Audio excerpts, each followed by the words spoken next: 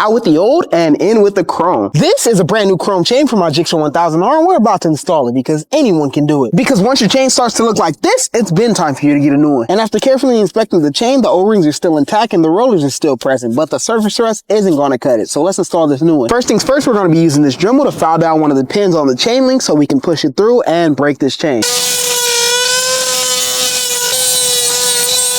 And now that that's pretty much flush, we're going to use our handy chain breaking tool to entirely push the pin out the link.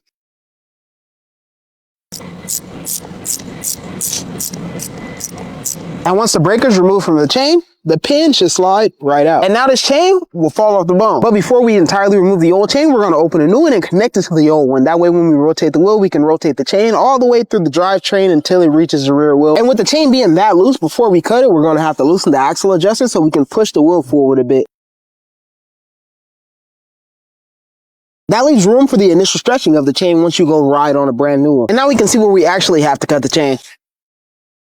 And it's just about a link too long, and press the pin out just like we did the old one. And just like that, we can pull this thing off and finally secure this chain to the bike. Now it's as simple as this. Grab our master link and place a good amount of lube on there, all over it. Then place 2 O-rings on this side.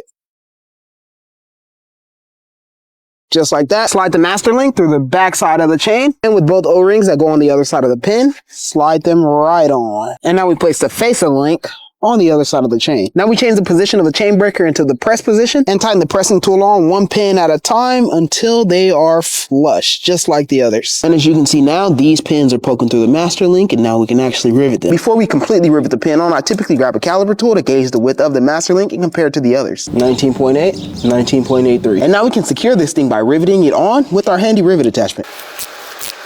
And now with both of the rivets flared perfectly, this thing is ready to ride.